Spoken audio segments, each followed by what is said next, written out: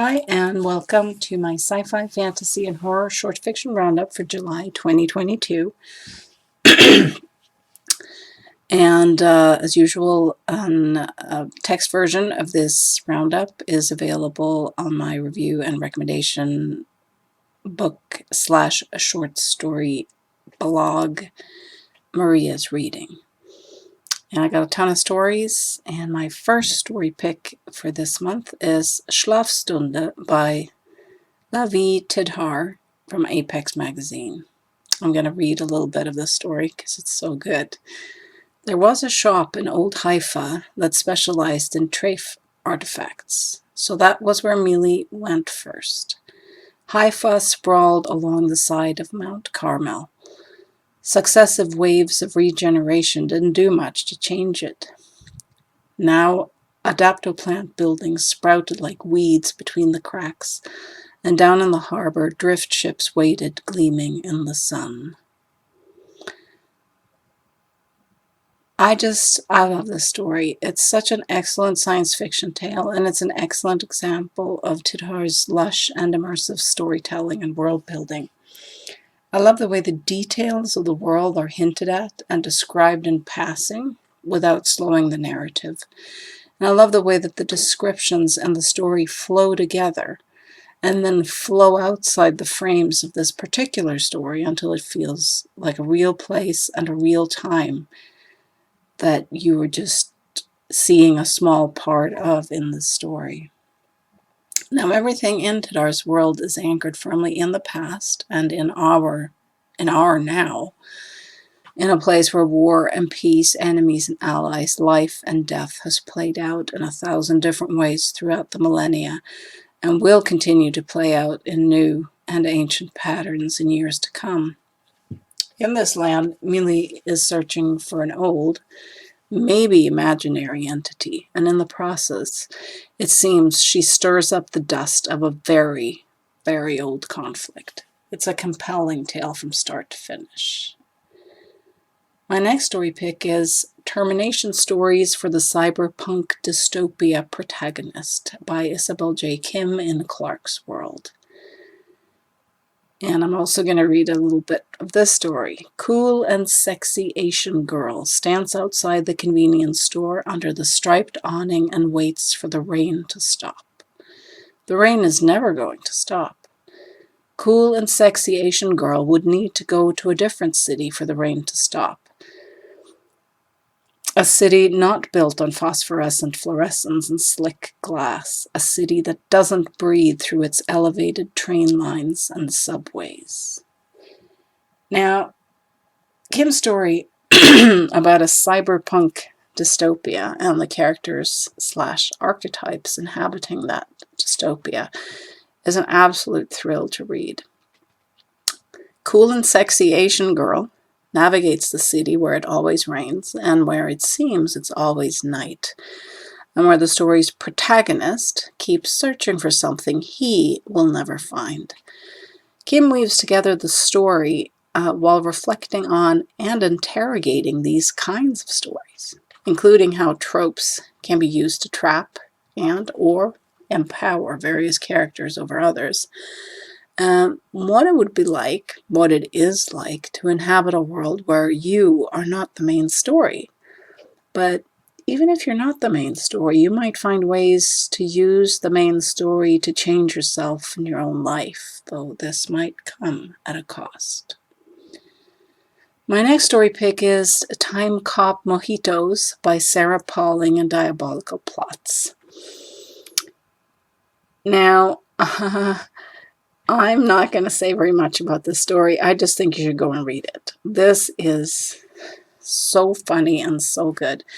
It's a fantastic romp that puts new twists and sharp turns into the usual sci-fi / fantasy quest, time travel / time cop story. I just adore the voice and the style and the vibe of the story. And I love its decidedly darkly humorous take on this genre of stories. My next story pick is What the Dead Birds Taught Me by Laura Blackwell in Nightmare magazine. Now this is a dark and brilliant gem of a story by Blackwell. Two orphan sisters grow up together, and one of them is teaching herself all sorts of magic relating to reanimation and necromancy, using blood and birds and spells to connect with the dead. One day, the sisters meet a man, and both of them can sense that he has death on his hands. What follows after is a deliciously sharp and incisive twist on the tale of Bluebeard, planting the story firmly in what feels like our own world, except that here it's run through with magic, if you know how to access it. My next story pick is A Start to Judgment by Benjamin C. Kinney in Kaleidotrope. Now, I love stories that twist the trope of the chosen one into new shapes, and Kinney does that brilliantly in this short story. We meet Arsha, who is the chosen one, or so everyone around her believes, the one with the power to destroy the evil lord of the world, the Flensed Lord. But Arsha secretly has another theory as to what her power is, where it comes from, and what her true purpose is, and she is riven by guilt and self-loathing. Even so, she faces the final battle, enters the Flensed Lord's keep, convinced that the terrible truth will be revealed to all those who have followed her into battle. There's so much pain and doubt in Arsha, and Kinney explores her journey as he crafts a story where good and evil are not what you might think. My next story pick is also from Kaleidotrope. It's After Midnight in a Dead Woman's Shoes by Frances Rowett. And it has such a great line. She can't have been dead for more than an hour, most of the night still to come, when she staggers up to her feet in the rain. This is a deliciously dark tale of an avenging ghost. It's beautifully told, grisly terrible in its details, as a young woman haunts the living in order to find out who killed her. The prose is exquisitely crafted to capture and paint a specific world, a place, and a character. And I love every bit of this story, including its wrenching end. My next story pick is Explorer Cartographer by John W. M. Thompson in Fusion Fragment. And this is such a strange, first of all, it's a strange and evocative and riveting story about a place where doorways can be found to other very peculiar worlds, and where a living sentient camcorder of sorts is being used to record and document various phenomena in our world. Now, I love the unabashed weirdness of the world in the story, and the way it hints at and slowly reveals the purposes and motivations of its characters. To quote Fusion Fragment on Twitter, Explorer Cartographer might be your jam if you're into living camcorders, finding gates to other worlds, and discovering the smell of garlic. My next story pick is Constructed by Brandon Crilly in Haven Speculative. This is a beautiful story that shows us a world on the verge of being reconnected to the rest of the universe after many years of isolation. Like everyone else in his world, Kenley is excited about the reconnection, and he's also excited and worried about the discovery of an old piece of magic and technology, a machine/creature called a construct that has deep ties to the past.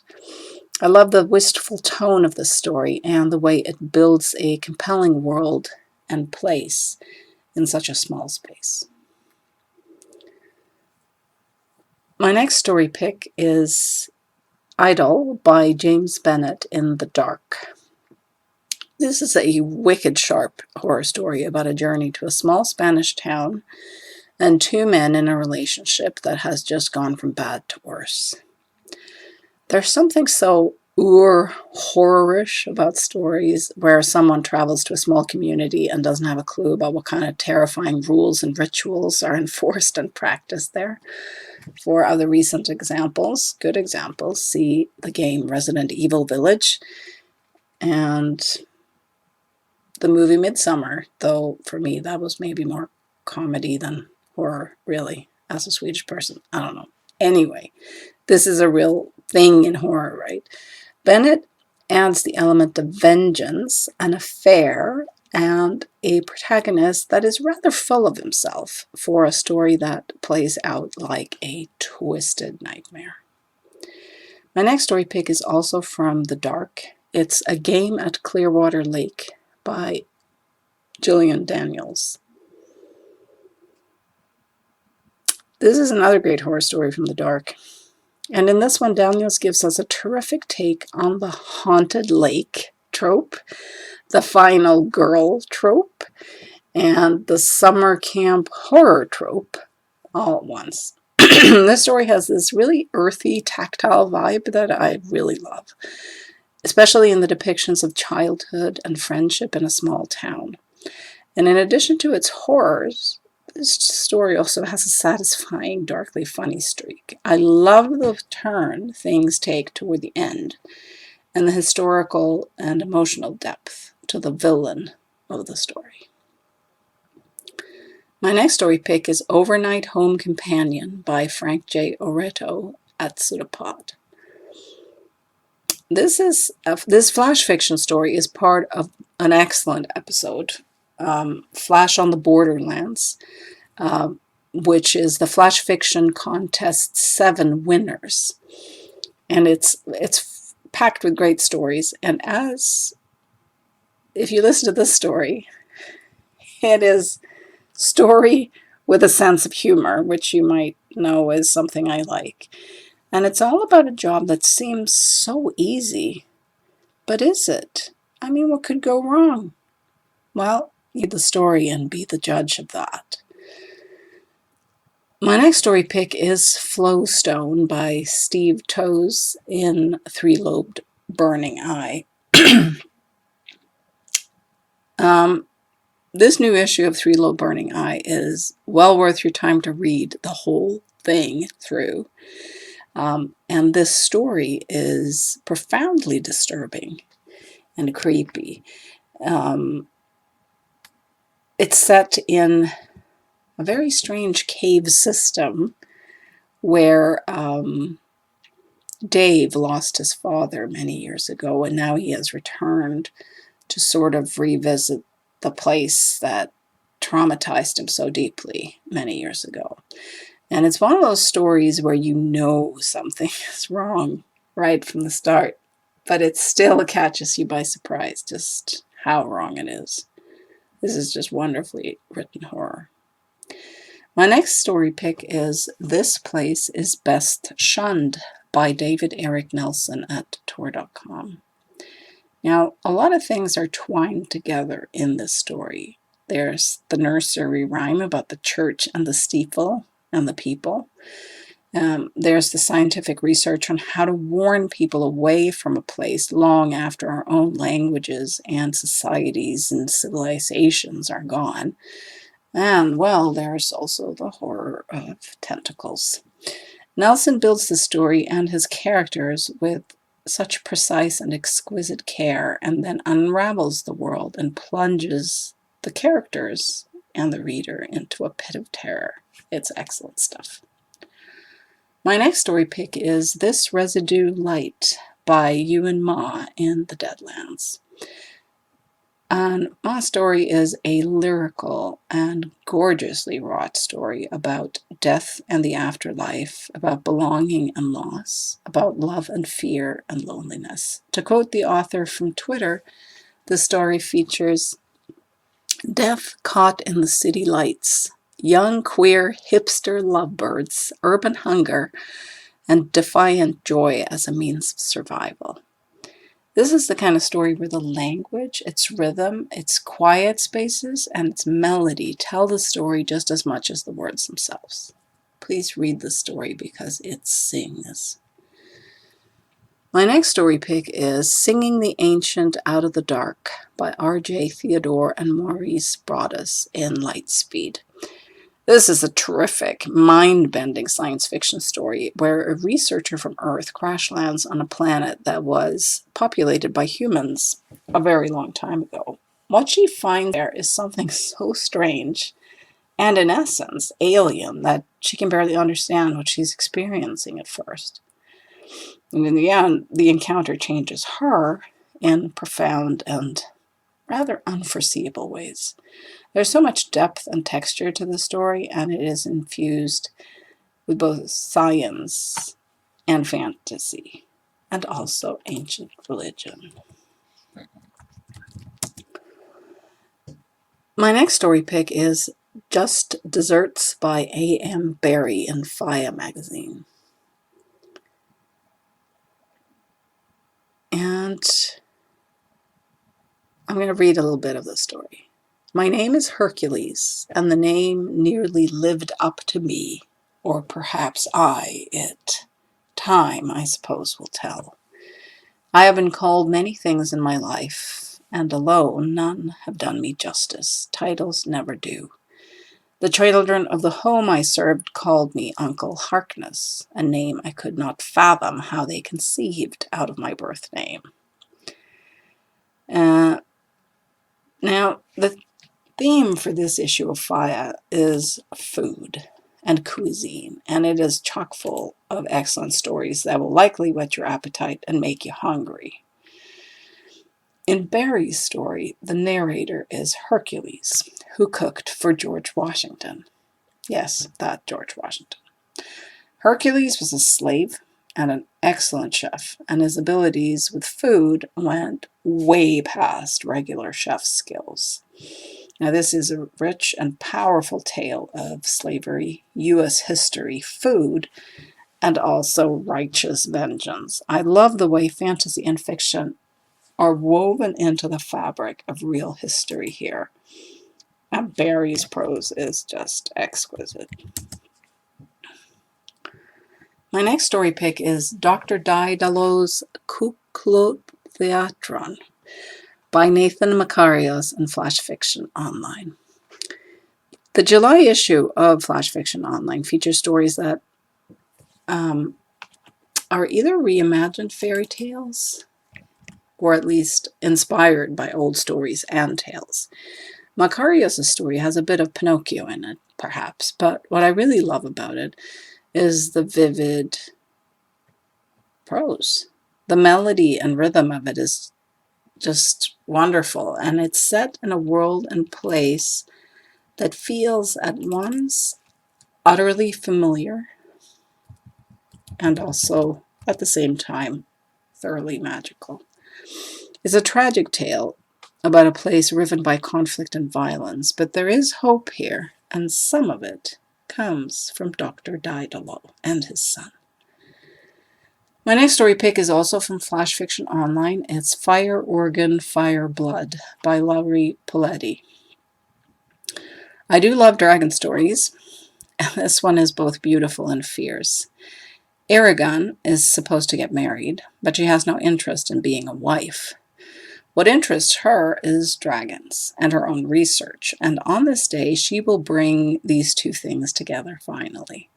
There's a scene in this story with the multitude of dragons flying the skies overhead that goes, above her the dragons weave through the clouds like thread through linen. From horizon to horizon they do not begin or end. And that line is so perfect and so alive with wonder and magic. This whole issue of Flash Fiction Online is wonderful. Well worth reading. My next story pick is A Once and Future Reckoning by Rajan Khanna in Beneath Ceaseless Skies. I am a big fan of The Once and Future King by T.H. White. It's a book I was obsessed with as a teen. And I'm also a big fan of stories that do new things with the old Arthurian legends and stories. Khanna's tale is wonderfully complex and intricately constructed. And I love the way it reflects on the power of the story and on the power of the telling of stories, or rather, telling of stories as a source of power. Both Cana's story and R.K. Duncan's story, Uncounted Leaves of Ends of Camelot, in this particular issue of BCS, do new and inventive things with the tales about King Arthur, and both are definite must-reads. My next story pick is Fate, Hope, Friendship, Foe by Marie Brennan in Uncanny Magazine. I'm going to read a line from the beginning of the story. The highway unwound before her like a spool of frayed gray ribbon. Once the jewel of America, now the system was cracked and crumbling, its future stolen by children too greedy for the present. Not broken, not yet, but in time all things must come to dust, or gravel, as the case might be. This is a beautiful and compelling story where ancient myth is woven into the fabric of our own world, or rather, a maybe not too distant future version of our world that teeters on the edge of destruction and collapse. Strange things are afoot in the haunted and haunting Midwest landscape, and as the story unspools, and as we begin to understand more the deeper things at work in the story, things turn ever stranger. Brennan is such a wonderful storyteller, and this story is a real showcase of her craft. My next story pick is The Memory of Chemistry by Sabrina Rivulias in Fantasy Magazine. Now, if you've read the brilliant novel Ink by Sabrina Rivulias, you might remember the wonderful character Metche. This story in Fantasy Magazine is essentially Metche's backstory. I loved Ink, so I was very excited to see this story. It's Metche's backstory told in the form of an evocative and mesmerizing tale. There's an excellent interview with the author in the magazine where she has this to say about Ink and this prequel of sorts. Metche, the protagonist in The Memory of Chemistry, first appeared in my novel Ink, an immigration dystopia originally issued in 2012 and reissued by Rosarium Publishing in 2018. At a friend's urging, I decided to write a prequel story focused on what made Metche who she was in the novel, a ferociously smart and self-possessed chemist who used her science as a form of resistance. And Rivulias says, it turns out both Metche and I wanted to explore the emotional landscape of aging, how you cross a threshold after which, no matter how innovative or brilliant you are at your craft, no matter how deep your activism, no matter how rich the well of your experience, you will be defined and invisibilized by your age. So I set out to do the unpardonable to a favorite character, to let her get old and see her. Anyway, you should read Ink, and you should read The Memory of Chemistry in Fantasy Magazine. And that was my last story pick for this month. Thanks so much for listening, and I will be back next month with another short story roundup.